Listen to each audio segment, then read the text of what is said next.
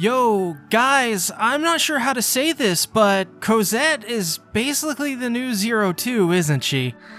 You're welcome. So, another new anime this season has aired, and it's the much anticipated Takt op.Destiny, to which, yes, I will be saying it like OP because I've been playing way too much Call of Duty in my formative years. I'm digressing. This show is made in collaboration between Mappa and Madhouse, which is basically the anime fandom's two most favorite studios right now outside of Bones. This show, on the other hand, was something I was casually looking forward to, and after this episode, I am, well, to put it bluntly, impressed. This show has an interesting setup. Many years ago, these magical stones came from outer space. Scientists studied them and were able to discover that they had these special properties. Well, it seems not too long after that, these black stones arrived, and from those black stones, monsters came out called D2s. These creatures hate music and the sounds that humans make. So immediately, music became something humans couldn't just do anymore, especially since a lot of humanity, including animals and other species, they were wiped out basically. This makes for the introduction of the music hearts and their conductors who use music to fight the Blackstones and D2s. If you've seen the anime Symphogear, it's essentially the same setup so far, and I would go as far to say that this is a more edgy and mainstream version of something like a Symphogear. Otherwise, this is a straightforward setup. Bad guys come, good guys are here to stop the bad guys. This leads into the introduction of our characters Takt and Cosette, the conductor and music heart respectfully. Takt is your straightforward character, but he's got a little bit to his personality. He's very lackadaisical, almost seems to not care about much else other than playing music or doing his job. I could really vibe with this character. He seems to be extremely chill and a perfect pairing for the kudere-ish music heart, Cosette. She's basically a whole other level of cuteness, and while I joked about her looking like 02, I have no doubts in my mind she's going to be the waifu of the season for all the normies, and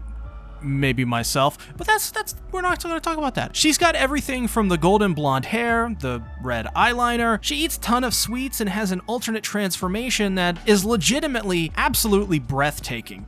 She's basically what would happen if you took 02 and Saber, and instead of Mordred, they created Cosette. Speaking of fate references, this anime is all about the fights, so far interspersed with a modest amount of really good dialogue and exposition. I found the balance to be just about right for this episode, and when it got time to get to the fights, I was pretty much blown away by what I was seeing. As a fan of things like the Fate series and other Type Moon properties, this really spoke to me as a follower of those series. When Cosette transforms and opens a can of fuck shit on those D2s and Dark Zones, well, you know you're in for a treat immediately. This is mostly due to the brilliance of both Mappa and Madhouse, an honestly genius collaboration between these two studios that fit together like peanut butter and jelly with a baseball bat. The fight at the end of this episode is something I think most people should go out of their way to see, as not only is it a spectacle, but just a really well put together scene with great choreography and attention to detail.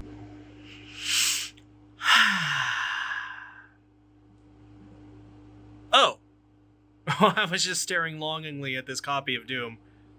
For no reason, of course. As for Anna, she is the most set up character of this episode, if that makes sense. It seems she's Takt and Cosette's handler of sorts and is tasked with getting them to New York. The issue is that these two rarely actually listen to what she has to say or follow any of her orders. She also seems to be close to Cosette, who she calls her one and only sister, even though she has an older sister. Other than that, she's the most straight-laced and most mature character in the series. Though, it's obvious that she's going to have an important role as a supporting character in the show. It seems she has an older sister named Charlotte as well, and this is interesting, and I'm really eager to see where this one goes, because I wonder if Charlotte will play a significant role somehow in this series. If I were a betting man, or if I just were to bet in general and make a theory, I'd say it would be something in the way of hooking Anna up with something that will help them. This brings me to my other theory.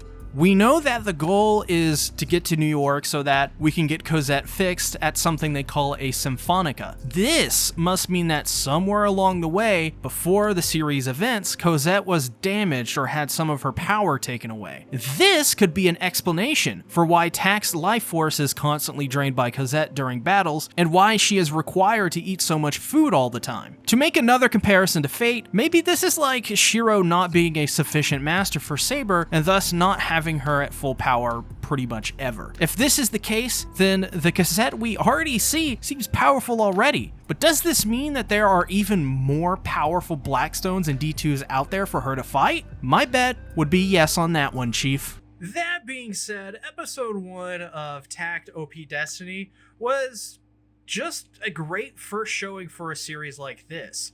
If I were to make a comparison to... Oh, sorry, I was just...